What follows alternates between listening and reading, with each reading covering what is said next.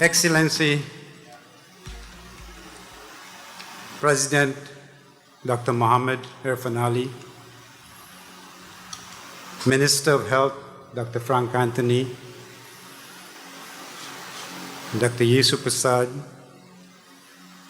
members of the Diplomatic Corps, colleagues, friends, ladies and gentlemen, members of the press and media. It's really a great honor and a privilege to be here this morning for this event. But before I get into my business, I would like to use this opportunity to congratulate His Excellency President Ali on his assumption as the office of President of Guyana. I have not had the benefit or the pleasure and the privilege of meeting him earlier. All the best, sir. If we needed a reminder of the fragility of health, the COVID-19 pandemic is a siren. And if we needed a reminder that knowledge and training are our only tools to combat threats to our health, responses to the pandemic make that absolutely clear. The Institute of Health Science Education, the agency established at the Georgetown Public Hospital for developing and advancing postgraduate medical education, has as its motto, health through education, education through health. It is a perennial diad and must not be compromised. Guyana has a long tradition of health education, with nursing education dating back to 1894, right here at Georgetown Hospital. In post-colonial Guyana, the University of Guyana has been singular in its response to its obligation to educate our health workforce. The Faculty of Health Science Education was established in 1981, and diploma programs in medical technology and pharmacy has since incrementally been introduced, and they have been up to levels of masters. The School of Medicine was established in the faculty, and the MBBS program started in 1985. Among the first graduates in 1992 was Dr. Yesu Persaud, our former Chief Medical Officer. In 2006, the Institute of Health Science Education was established at GPHC and partnered with the University of Guyana and other agencies to deliver postgraduate clinical education. From humble beginnings with a diploma program in general surgery, there are now master's programs in 8 specialty areas. And to date, we have graduated 144 doctors with master's and diploma qualifications in clinical medicine. Before the introduction of postgraduate training, the average experience of doctors at GPHC was 18 months to 2 years. Now it is 5 to 6 years. Thanks to these programs, we are retaining our doctors. I say these things to emphasize how imperative it is for us to educate our citizens, for them to lead themselves. And it cannot be outsourced. It has to be indigenous. But also it cannot be incestuous, because that, as we know, leads to grotesque malformations. The model is for international partnerships.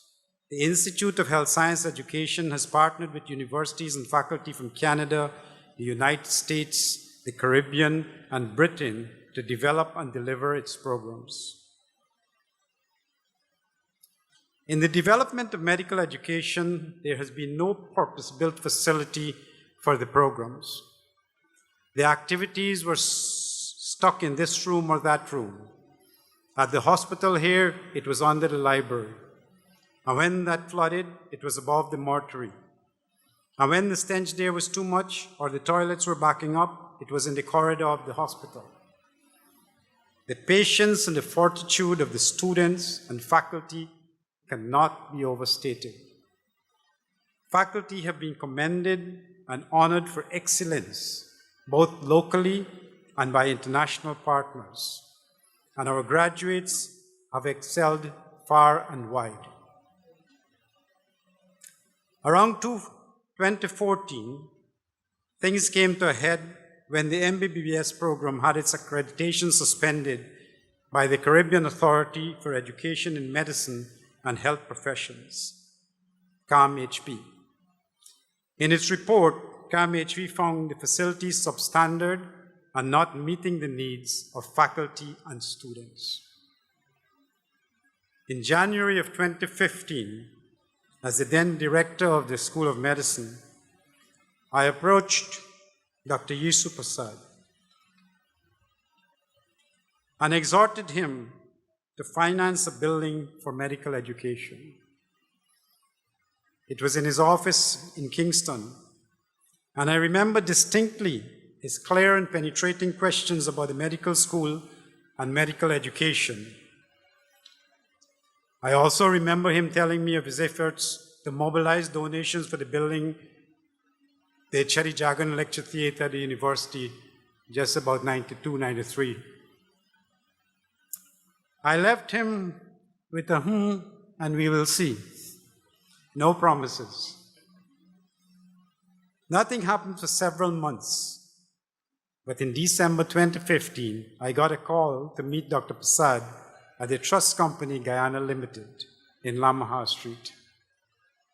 There I met Dr. Persaud and Mrs. Gadraj, the managing director of the trust company, and I was told that Dr. Persaud, through the Yesu Persaud Foundation, was going to contribute 215 million Guyana dollars for the construction of a building to serve undergraduate and postgraduate medical education.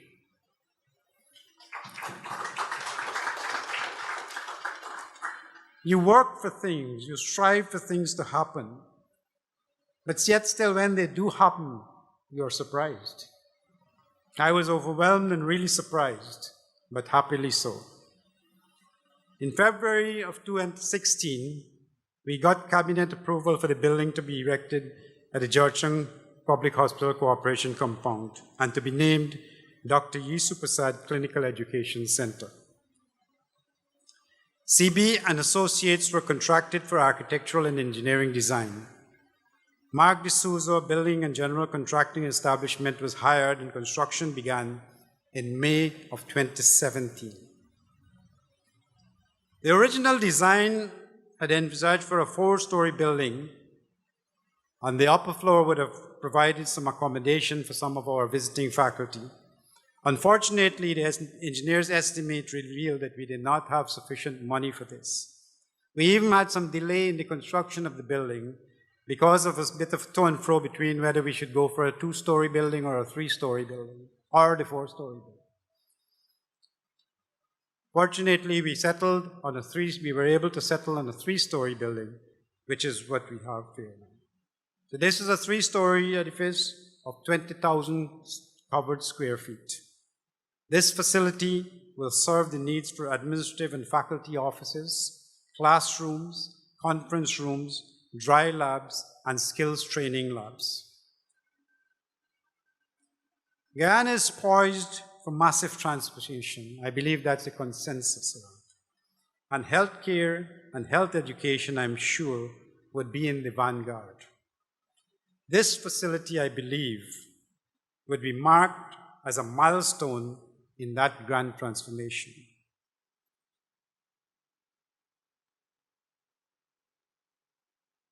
Dr. Yesu Persaud is an icon. His leadership in industry and commerce has been sterling and critical as a post-colonial Guyana sought to find its identity and to define itself. Last Sunday, the stable boy from Diamond Estate celebrated his 92nd birthday.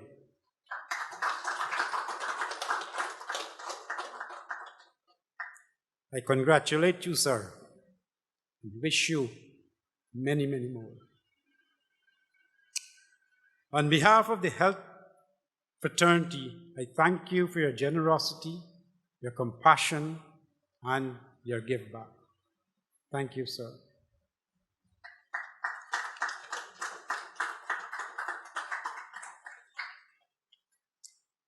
Ladies and gentlemen,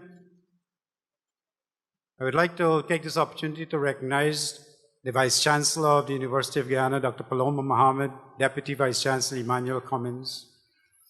I also recognize the PS of the Ministry of Health. I now would like to ask Mr. Jamin Patton, an MBBS student, to say a few words and give us a perspective on behalf of the students. His Excellency Dr. Mohammed Irfan Ali, President of the Cooperative Republic of Guyana, Dr. Frank Anthony, Minister of Health, Philanthropist Dr. Yesu Persaud, Dr. Paloma Mohammed, Vice Chancellor of the University of Guyana, Dr. Emmanuel Cummins, Deputy Vice Chancellor, former Medical Director Dr. Rambaran, Dr. Aaron, current Director Dr. Rita Gobin, Clinical Coordinator Dr. Samaru, Dean of the new College of Medical Sciences, University of Guyana, Dr. Cecil Walston, astute lecturers, distinguished guests, friends of the media, a warm good morning to all. Brad Henry said, "No other investment yields as great a return as investment in education." Education is the foundation of every community and every economy.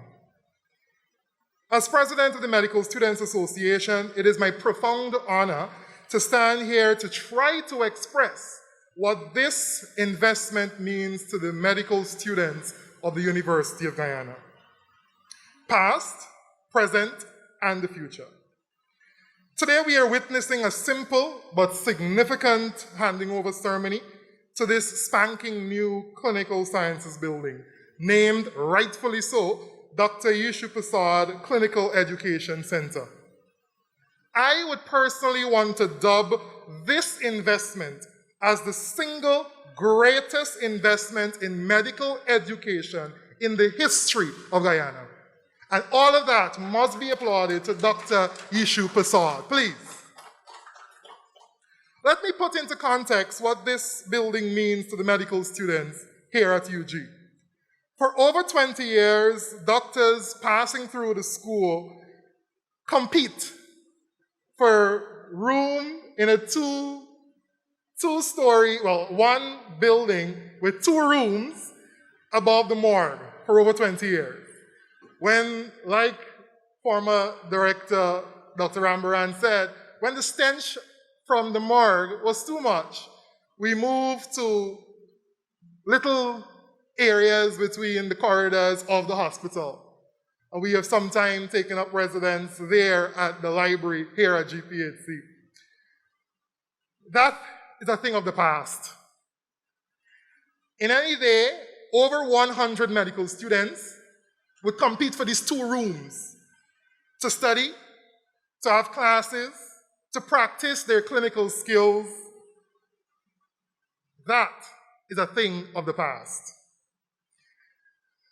The most well-known medical tradition is, as 4 o'clock reaches, all clinical students who are not in final year have to vacate the building to allow the time for the senior students, the persons who are in their 5th year, to study and prepare for their exit exam. That is a thing of the past, thanks to the investment by Dr. Yesu Persaud. And it will be such a beautiful thing if other persons who are capable can invest in education like Dr. Yesu Persaud would have done.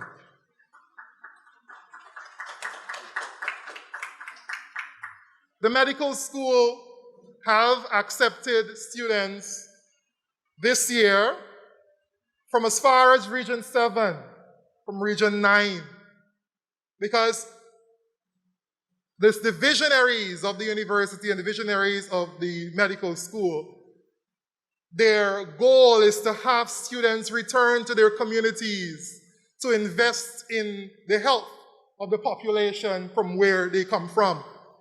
This building adds to that investment in those communities.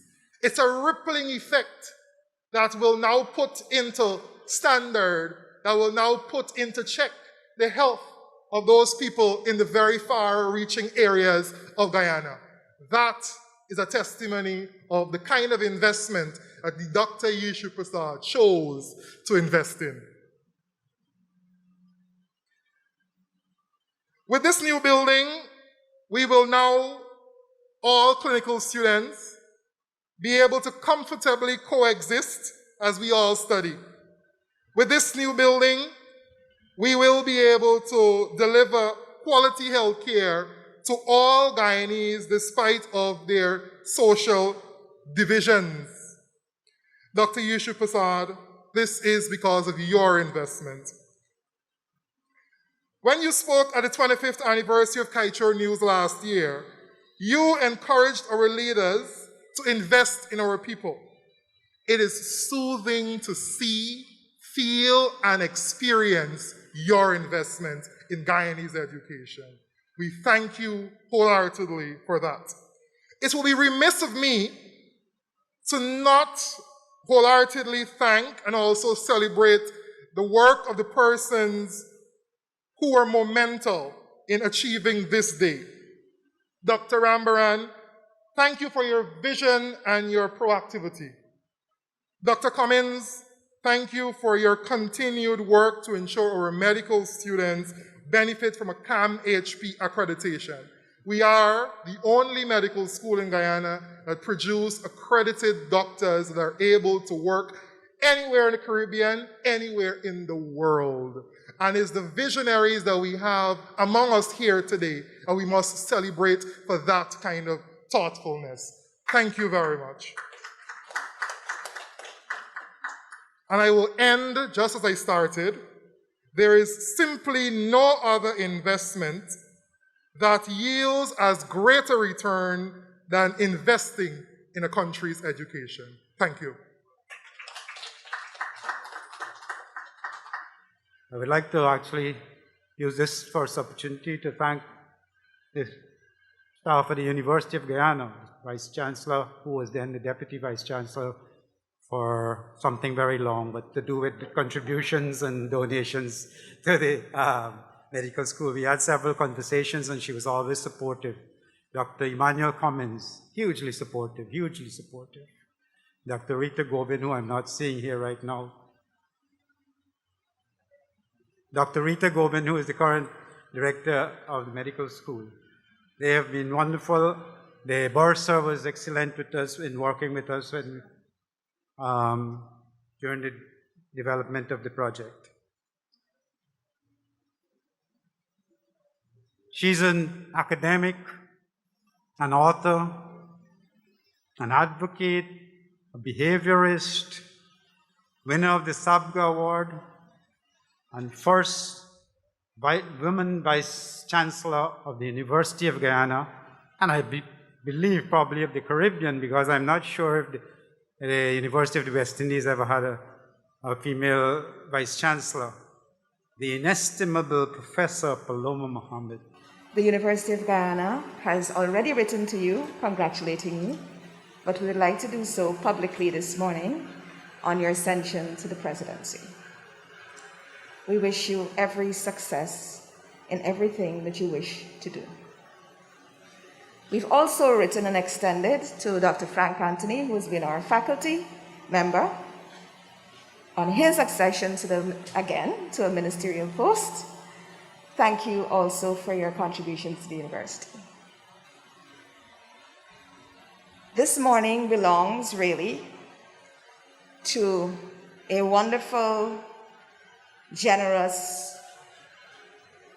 highly evolved spirit and soul who has been in my own life since I was really very young, but also has been in the university's life for a long time, long before I became Deputy Vice Chancellor. Yesu Persaud, Uncle Yesu Ji, we thank you so much for everything that you have done for this country and for the university. I wish also to recognize all of those persons from the Diplomatic Corps who are present this morning to enjoy and celebrate this moment from us, and to recognize as well my colleagues from the University of Guyana who have already been identified. But I'd like to say again, Dr. Yesu Persaud, Dr. Emmanuel Cummings, Dr. Cecil Boston, and of course, Dr. Madan Rambaran. Madan is the most retiring person and has not beat his own drum this morning, and probably will be very upset with me for saying some of the things that I will have to say. But I think should be a matter of public record at exactly how much perspicacity this gentleman has. This project has had several stops and starts. It has had several problems and delays administratively, and Madan has continuously never ever given up. He has negotiated and haggled over materials. He has straddled administrations. He has dealt with internal coordination problems, but always calm, always cool, always respectful, and always with his eye on the prize. And so this morning, we are able to see through the several variated attempts and efforts of many people the realization of a dream, of a need, of a thing come true in a country that needs to have dreams come true. I wish to also recognize Mrs. Gadraj, who also would not want us to say anything about her publicly, but I believe that the work of coordinating at the Trust is also important. And we'd like to recognize you and those members of the Trust as well as several other persons who worked on this building, the Gaffurs, who helped us with concessions on materials.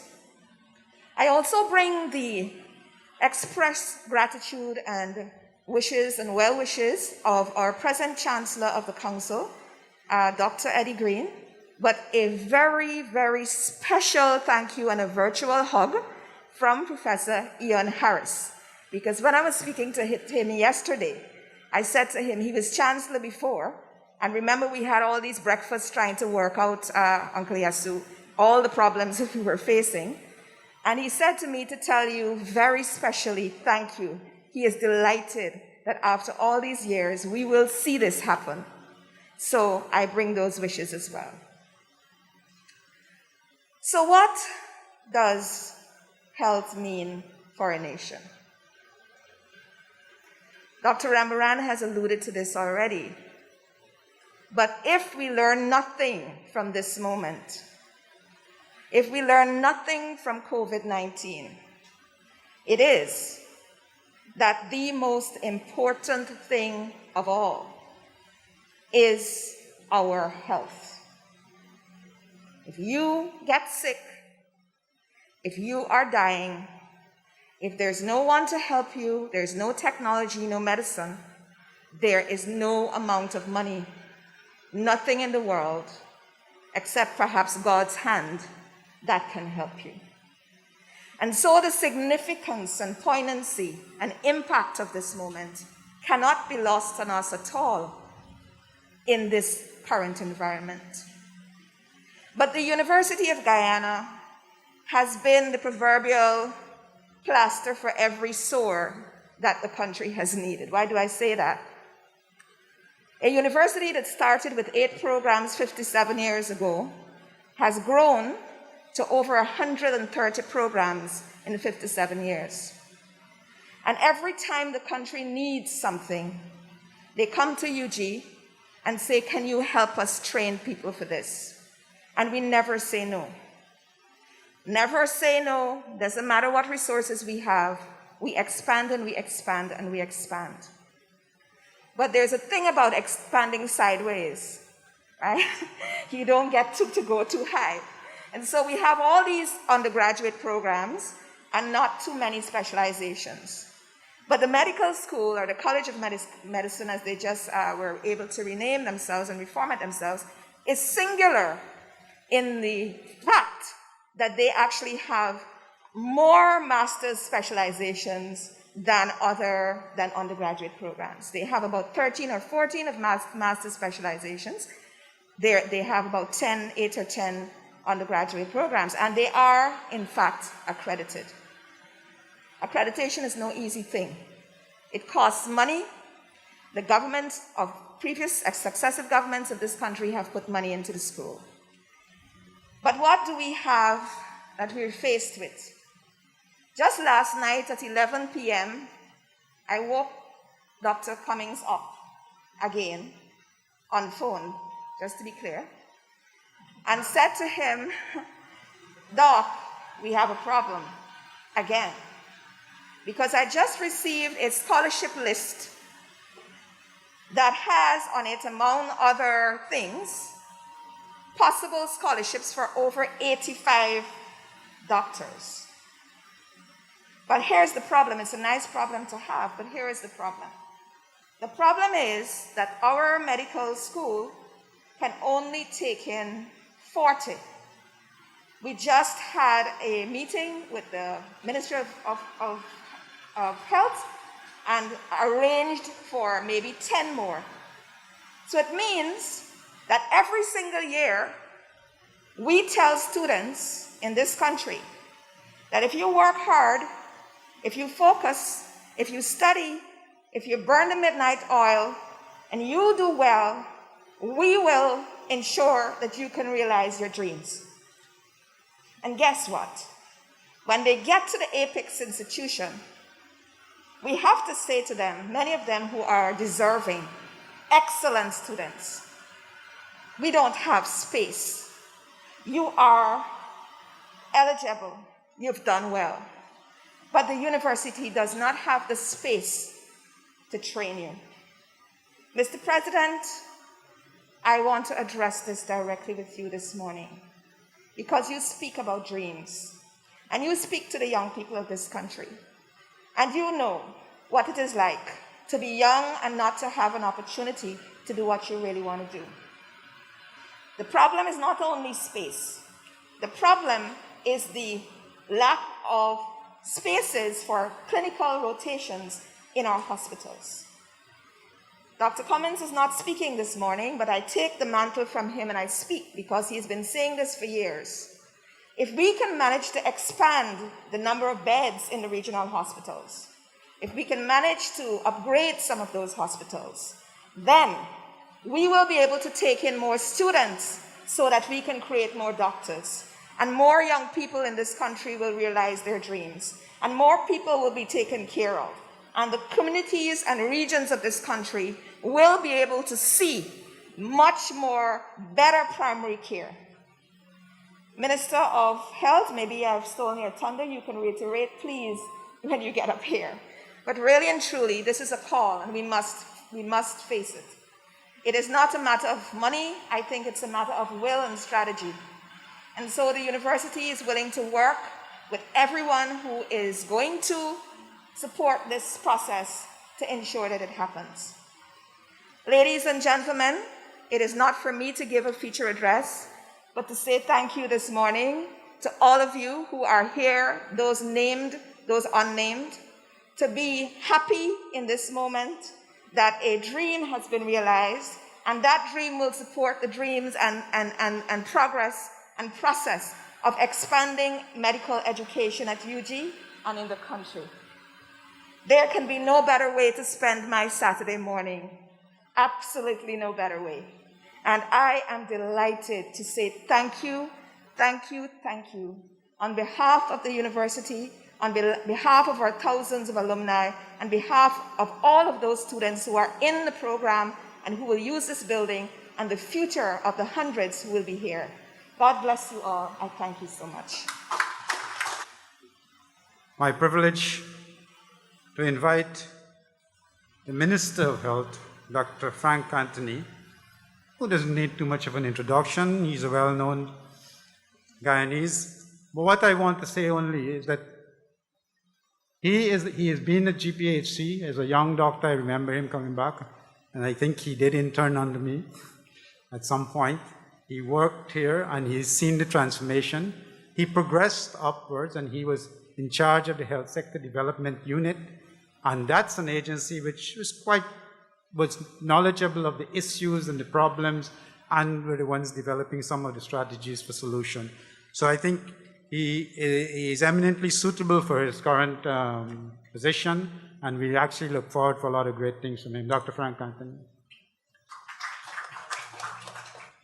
Thank you very much, Dr. Rambaran.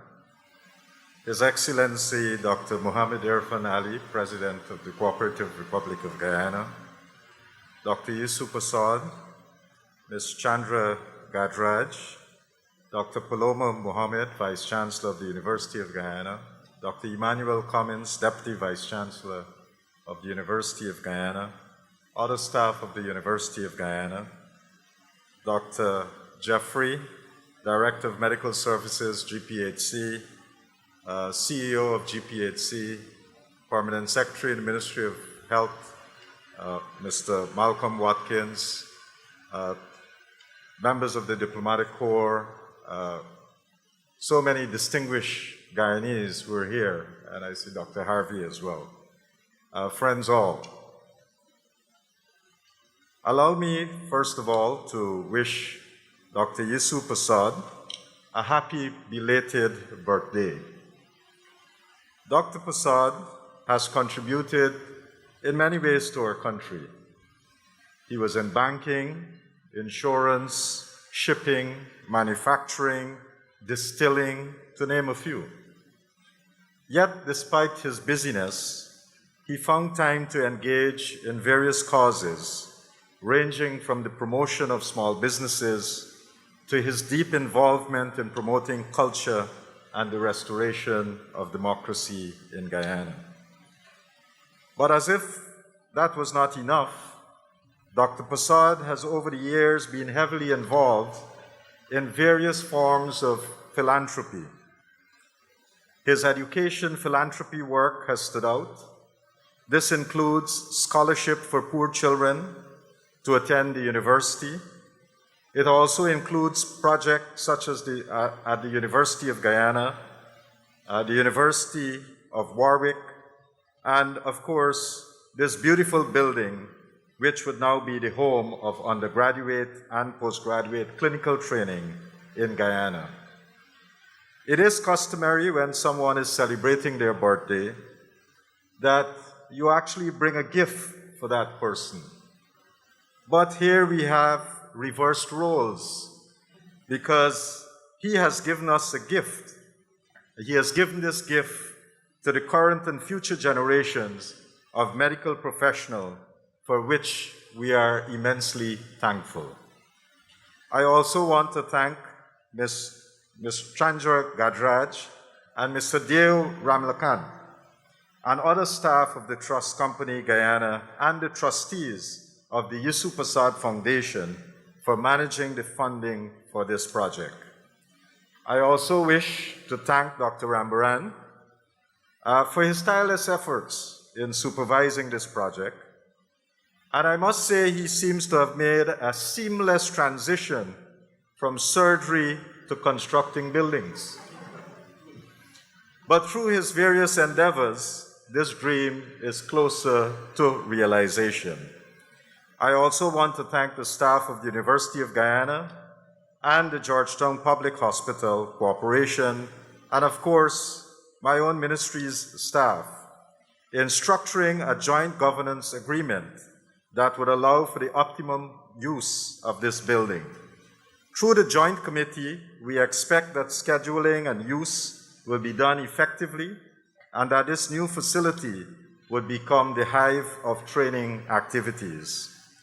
Also, I'm pleased that the Institute of Health Sciences will now have a new home. As is known, this institute has grown to become our premier medical postgraduate institution.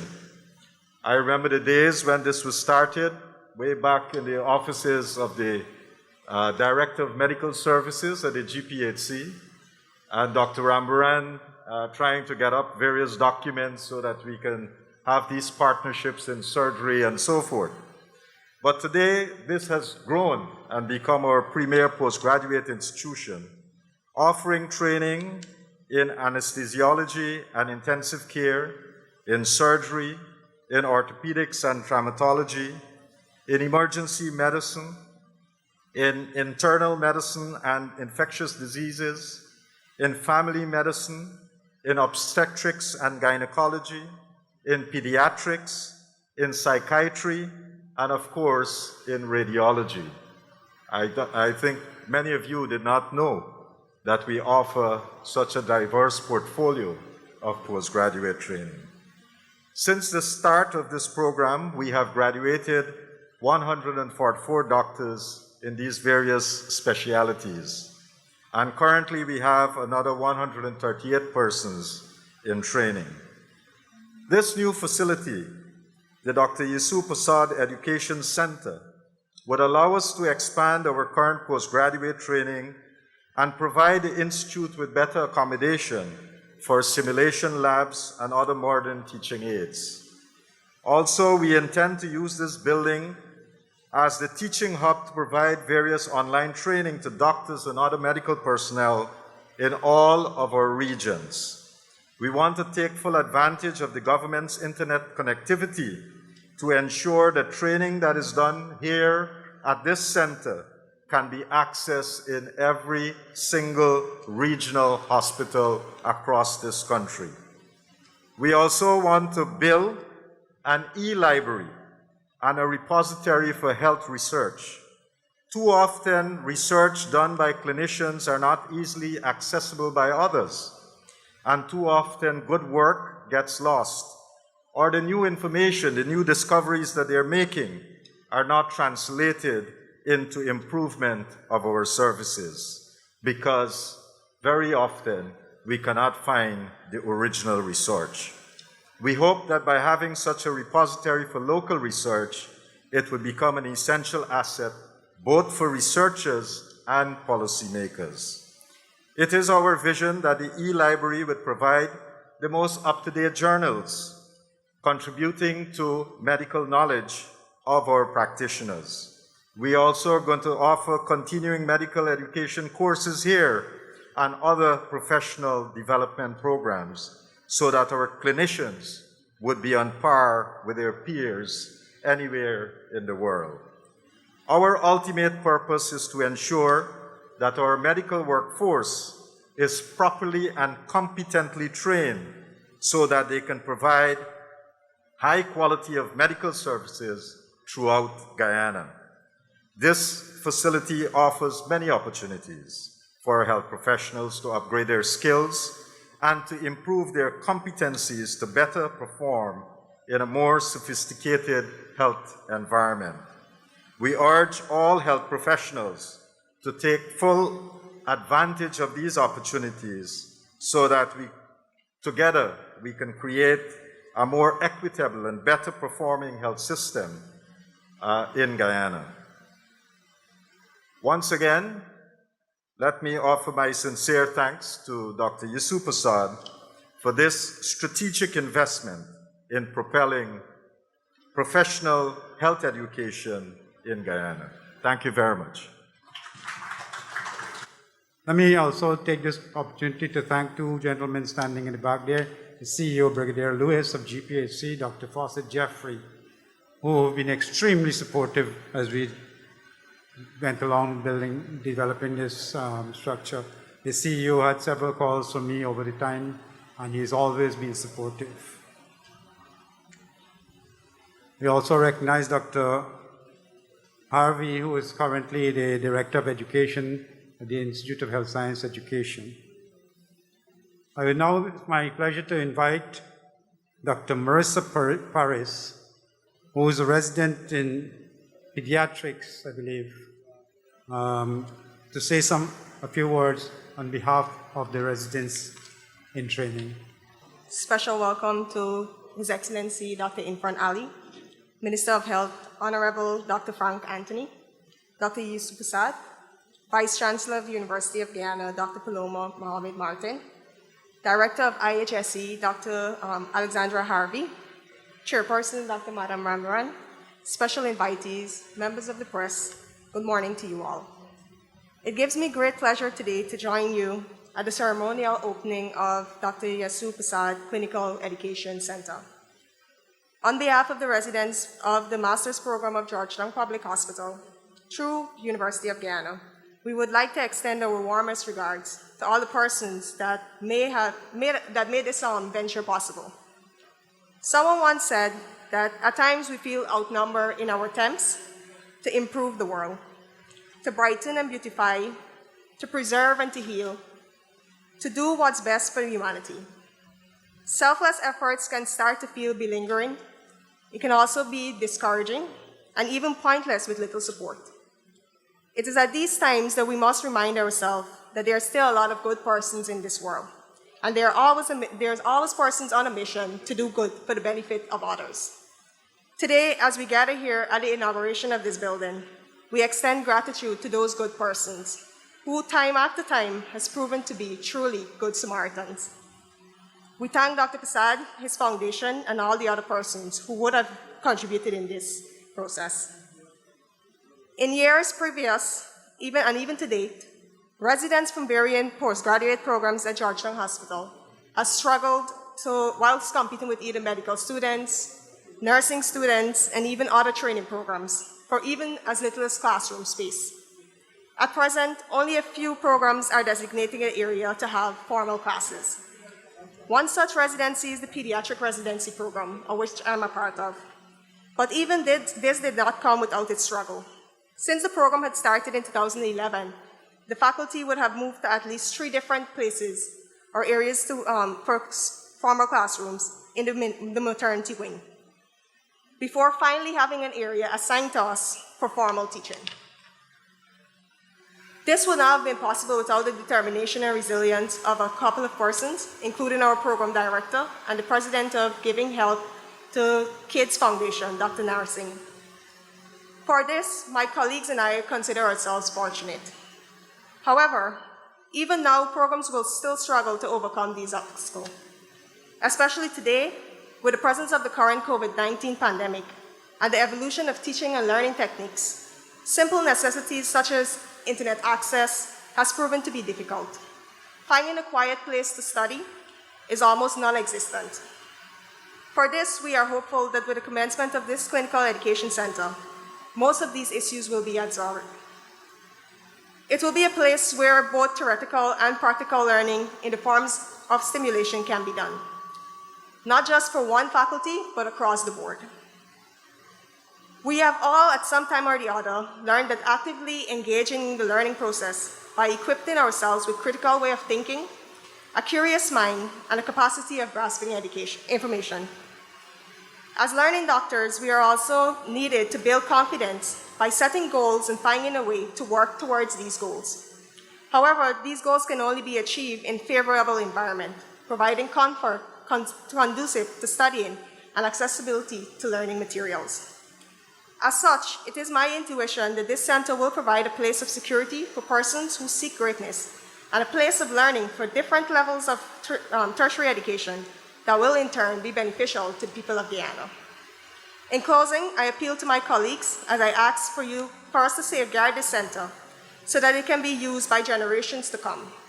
Take pride and protect this building as we would our prized possessions. Once again, on behalf of all the residents of the University of Guyana postgraduate program, I would like to express my deepest appreciation for being afforded this opportunity to be included in this initiative. Thank you. Shall I say a very special welcome to His Excellency, President of Guyana. He's a man of great simplicity, but we expect a great deal from him. He has within him a hammer and a chisel and many other things to put people in their places. This is needed very much in this country, sir. I've been, let's say, having traveled almost half the world, And I will say this, Guyanese are a very difficult people to get things done. And if we could get them done, we'll be achieving a great deal for future generations. When I was asked to participate in this project, I had to think many times, because I have several small projects. You may have heard of iPad. It's such a highly successful project. So far, I think we've helped 10,000 people, youngsters, older ones, whatnot. And they're all helping themselves. In addition to that, I do some lecturing in the Caribbean. In fact, I received an email two days ago from London. They need me badly, but the answer is going to be no. I'm in no position to go anyway.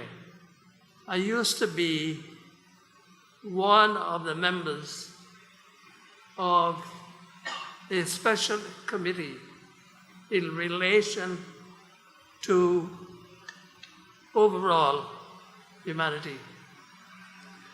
But I'm afraid I'll have to say no. I've been traveling a great deal. The travels have helped me. And I say this, without the travels, I would not have been able to accumulate this sum of money for this project today. Other than 3 countries in the world, and that's Australia, New Zealand, Papua New Guinea, one more. I've been everywhere. And everywhere I went, I learned something. It made me a better person. And there's nothing like doing things, like helping those who can't help themselves. My motto has always been, help those who can't help themselves. It may have been mentioned earlier. I didn't born in a palace. I came from the sugarcane. And in those days, this was the logis. So it wasn't easy. And when I started schooling, I reached GCE, and there were 2 persons in the whole country of this part of Guyana, a girl called Millington and myself. It so happened that they offered the young lady a scholarship in teaching. I was ignored totally. I was ignored totally because my religion, you wouldn't believe that this still happens. But this is some time ago. My religion precludes me from entering the program. Anyway, that didn't stop me. I decided I'll resign. I spent 10 years at Diamond, 10 great years. Then I went up to the UK. Well, the UK was like home to me. 3 first years were difficult, but after that, everything that came my way was just. And I must say I was a tremendous investor too. I can't say no. I was an investor in items that grows. Hence, I could have made this donation. You want to drink of water? No. This donation to this institution. Yes, indeed. And even locally, I invest. Although I stopped school at 8, the age of 8, because I couldn't go further. School leaving is all that I could do. But England was a storehouse, and I was quick to take on the responsibility. First, it was difficult, 3 menial jobs, and after that, no way. I was on top of the world. So England has given me something that many youngsters who try to get a degree in the UK have to go through. But I must say this, I got through with flying colors. And when I returned here, perhaps there may be a distinction.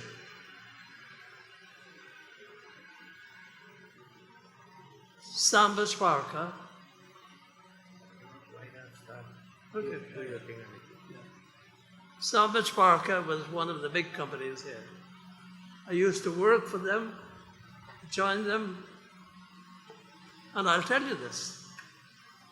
That was the beginning of a new. Then came Oliver Jessel.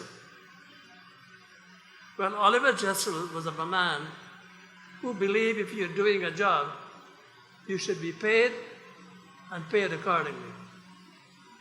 I was set aside, and he said to me, Colin, so you're not going in the house no more. You see that house and his bank? That's settled for you. We have to treat our local people, especially when you got to bring others from the UK, just like them. And yes, I went through some difficulties. But one thing was always critical in my mind, and that is help people to help themselves. Now, I haven't seen this young lady this morning, but during the strike, I gave out 3 packages of food. The largest one went to the quarantine because they were in severe trouble. Now, as a human being, you must be concerned with your other brother human beings. And Your Excellency, maybe like you, and I'm certain I'm like you, I must say thanks very much for making this magnificent building possible, and that it will help Guyana in more than one or many ways. Our biggest problem in Guyana is that we can't keep our people in. We have to start doing things to bring them in, to keep them in. Because there's a lot in this country. Of course, we have our problems.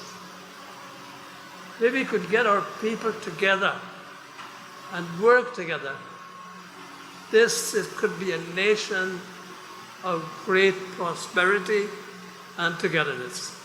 I say no more. Thank you very much. It is now my pleasure, my privilege to invite His Excellency Dr. Mohammed Irfan Ali, President of the Cooperative Republic of Guyana. Distinguished dignitaries ambassadors, High Commissioner, students, medical professionals, and most importantly, the man of the moment,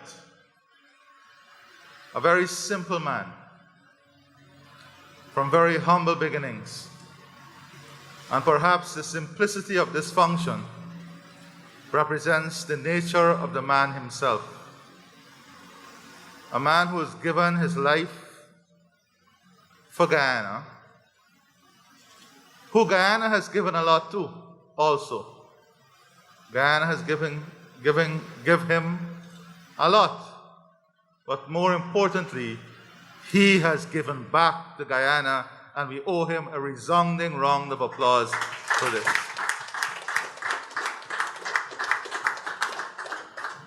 Most of the persons in this room, I have had the distinguished task of knowing personally, so I don't need to hear about their love for country and commitment to country. Dr. Rambaran, I had the honor of serving with him on the Georgetown Hospital Board. Dr. Cummings, I had the honor of having him chair the CHPA whilst I was minister there, and he chaired a board that led tremendous transformation in our country. Auntie Chandra, I have the honor of sitting at her lunch table as a son of her house. Dr. Yesu Persaud, even up to recently, I have the distinct honor of sitting and listening to him, his inspiring stories, and up to this day, his mind-blowing thoughts about how we can take people out of poverty, how we can reach the unreached. And I think for Dr. Yesu Persaud, that describes his slogan, reaching the unreached. Every time you engage him in a conversation, it is about how we get to those who don't have. How do we reach out to them? How do we bring them into the development paradigm? And I think that is the character of the man we celebrate. This simple and humble man. A lot has been said this morning, and a lot that we should reflect on very frankly and respectfully. In Guyana, we confuse frankness with partisan speeches. But for us to move as a society, we have to be frank, we have to be open, we have to be tolerant. But in all of it, we have to be respectful. So where are we today? And why are we here? If you look at all the countries that would have advanced in a marked manner, you would realize that in their budgets, they spend a lot on research and development. If you look at companies that are celebrated across the world, they're celebrated because they invested in research and development. If you look at us, this category of expenditure carries the lowest weight, both in the private sector and the public sector, and we have to fix it. We have to fix it. Otherwise, we cannot be innovative. We cannot have our local talent coming through and the potential of making mind-blowing changes on the global scale. We have to fix it at the private level and at the public level. And that is the conversation we have to have.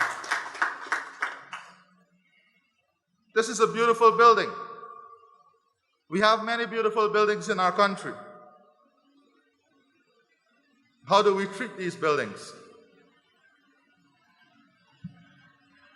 We treat these buildings as a form of blocks and cement. There is nothing sentimental. There is no attachment. And that leads to an environment of no care. Compare the way we treat a public building with the way we treat our home. How do we fix this? It calls for a cultural shift. We have to fix ourselves as a people. We have to fix the way we think, the way we act, and the way we utilize resources of our country. Issues of littering and all these things, we can invest every single day. We can spend more. But if we don't fix the mind, then we cannot fix the problem. We have to individually and collectively fix ourselves as a people. And we are fixable. Just take, for example, and many people give this example, our immediate change of attitude when we go to an environment that requires a higher level of behavior. Some things are not convenient, but it is the inconvenient truths that help us to change our society. It is for that reason I decided to remove myself from my prepared speech and to address some of these key issues that we may be afraid to address sometimes. And when I say we, I am included in this. The government is included in this. Every single leader in this country, they are included in this. All of Guyana is included in this.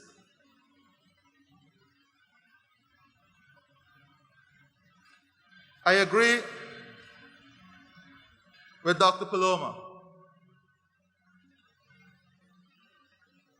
But I'll give you an example. Someone told me a few days ago, we have the greatest opportunity to be the major supplier of livestock in the Caribbean and beyond. Why the government doesn't invest in 5 state-of-the-art international abattoirs? And I said, okay. When you examine the numbers, however, with one order from the Middle East, from one country, it will take all the livestock we have for the entire year in one order. So what do we fix first? We can't go to the top of the value chain if we don't fix the bottom. And when we talk about healthcare, and you look at the value chain, we have to fix primary healthcare. We have to fix primary healthcare. And to fix that, we have to invest in community healthcare. And you will see, for a matter of fact, in the next budget, we are going to create a new program for research and development at a primary healthcare level. I'm happy Dr. Gobin is here. Because when you review the CV of the human potential we have in this country, it's mind-blowing. And if you look at the utilization rate, I would say that 75% of those highly skilled people are underutilized. We have to put that skill to work. We have to put those skills to work, and we have a primary health care problem, and we are going to fix it. We're going to fix it together with the practitioners. We're going to fix it with the university. We're going to fix it with the ministry. And then we're going to build up the health chain. It is for this reason that years ago we conceptualized the need for more doctors. And we launched the 1,000 scholarships in Cuba. A program we will continue. But we will build the local capacity to take up those opportunities too. And Dr. Paloma, you're right. In building the capacity at the university, we have to build the capacity for the rotation. That is why, and I'm happy the Indian High Commissioner is here, through a $17 million investment program, very soon we'll commence the modernization and expansion of the Saudi, West Dem, and Bartika hospitals.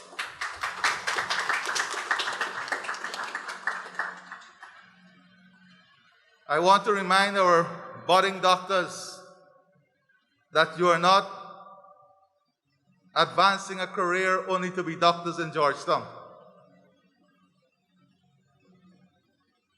There's always been a great difficulty for us. You're doctors for humanity, wherever humanity exists. Your skills and your oath will take you. So sometimes we have to gear our minds for that. And that is why we want to take the load off of the Georgetown Hospital too. Many times the Georgetown Hospital comes in for criticism. And I want to recognize the hard-working medical professionals and the nurses, the attendants, the cleaners, everyone in the Georgetown hospitals and the healthcare system across our country. But they're overwhelmed because the system is not working. Let's be frank. Let's be like the Minister Frank. The system is not working. And I know Dr. Anthony and his team have started to review the system. They just had a comprehensive review of New Amsterdam. So we have to fix the system at the regional level, like the Vice Chancellor said. But importantly, in addressing primary health care, we have to fix the systems at the district level. That is why we have set aside resources for the upgrade of many district hospitals, including Lethem, Paramakotai, Diamond, Lenora, Linden as a regional hospital, Region 8, we are going to the community level. And when we go to the community level and we train our doctors, they are not to be manned, they will be manned by doctors, they will have doctors there to take care of the needs of the people. So I want to assure Dr. Paloma that we are with her. But as I said, it requires a shift in thinking. And I want to address an issue here as it relates to our medical personnel, doctors and nurses. I'll be the first to admit to you that you deserve more, you deserve better. But I'll also be the first to tell you that we are a growing economy. We just had an emergency budget. And it is your president's commitment and your government commitment that you will get more and you will get better. Just give us the time. The economy is going to grow. And we recognize the fact that we have to provide more. For every category of our workforce, we have to give more to the farmers also. But we know the type of work you're doing, even in this pandemic, when such fear grips our society. So I agree. We have to do more and we will do more. But at the same time, sometimes we have to understand the circumstances under which we are providing our service. This is a critical time for healthcare systems all across the world. This is not a period for us to take lightly. This is when your oath comes to the ultimate test. When you work in a pandemic, you're not putting a salary on the line, you're putting your life on the line. This is when the oath comes into effect. This is what distinguishes the great profession of medical doctors. Periods like these. And we have to act responsibly. in periods like these. It is because of the level of responsibility and commitment of Dr. Yesu Persaud that he is so successful, and in sharing that success, he can present this to the people of our country.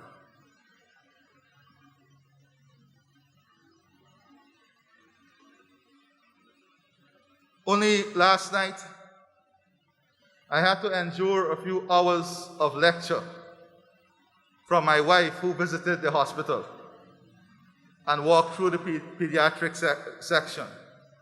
And at the end of every sentence, when are we going to build a specialty hospital for the children? When they will have their own hospital? I woke up this morning and the lecture continued. So I've decided that I will invite Dr. Frank for breakfast, and he would endure that lecture. But you see, it is only when you understand the problem, when you see the problem, you understand the need. Do we have to build it? Yes, we have to build it. Will we get the resources? Yes, we will get the resources. We will get the resources. We are speaking with the Emir of Qatar now to bring in 3 field hospitals, to bring in additional medical equipment. Every single day we are working at a bilateral level to ensure we are first on the list for vaccines when it comes. This pandemic has taught us a very basic lesson globally. That is, regardless of how powerful you are or how little you are, we are all subject to the same threat as human beings.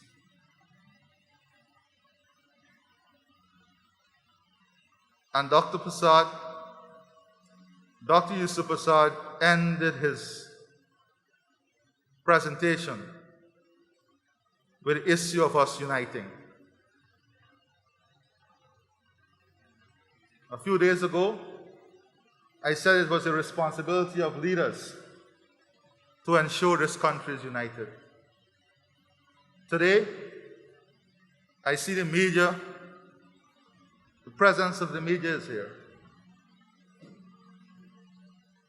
When are we going to change? When are we going to do our part? When are we going to stop encouraging the hate that exists on social media? When are we going to utilize our gift as professionals, as educators, to come out when wrong is being done and say it is a wrong, stop it, return to the right path? It is very easy. It is very, very easy for everyone to say we must unite. When we are united, we'll be at our best.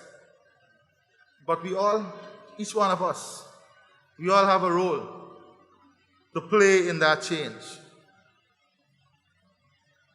It is how seriously we take the role. Do we have it in us? We have shown the world many times as Guyanese we have it in us. Many, many times we have shown the world that we have it in us to present a path of multiculturalism. We can lead the world in multiculturalism. We have it all here. We can set the example. We can show them how to coexist. That is our gift, being different people. And how is all of that linked to this facility? It is linked to the facility because if we can't, as a people, come together in a singular way and see the opportunities and potential that exists in our society and benefit from those opportunities and potential, then these buildings will not fulfill their true meaning. As Dr. Persaud said, he was denied an education because of his religion.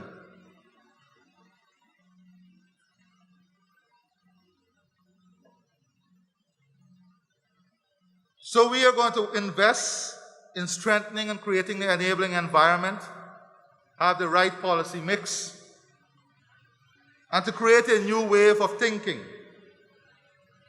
Public-private partnership. We have started by giving corporate tax break on private education, private health care, private health services. That is the beginning. We now have to integrate private health care with national health care. That is the task ahead. Creating a level playing field where access to health care does not depend on economic barriers. It will come as the country gets better in terms of its economic position. When we talk about technology and modernization, we are discussing right now with the Indian High Commissioner the electronic medical records system. That is from birth to death. Every citizen of the country will have an electronic management of their medical system and medical record. So whether you move from Georgetown to Westdam, you don't have to move with thick layers of file. Your health record is there in a management system, can be accessed at the private level and at the public level. That's a major shift in modernizing the delivery of health care. All of this, of course, cannot be accomplished if we don't have a human resource component. That is why we are going to grant 20,000 scholarships across our country in every single field. Next year, we are hoping to commence the first 5,000 scholarships. We are already in discussion with more than 10 universities across the world. One spin-off of COVID is that it accelerated the development plans of many universities in providing distance education. So plans that were 10 years down the road came up as priority now. The Vice Chancellor of the university, you have a challenge too, to get on board quickly. It is envisaged that by the year 2030, less than 20% of the student population will be in buildings.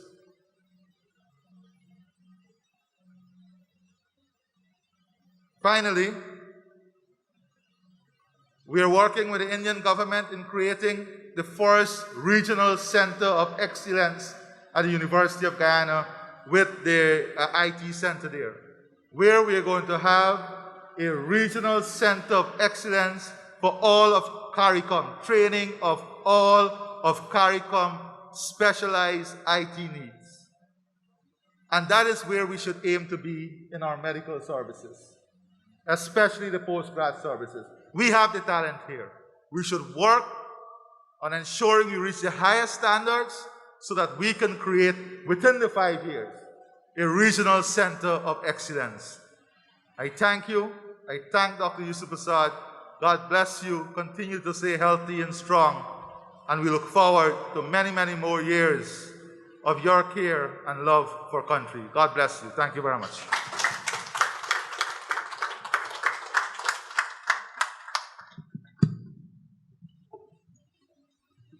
I miss the lady who has given me so much support over the years. And she has a name not far next door to me. And that lady is Mrs. Chandra Gajraj. Give her a ring.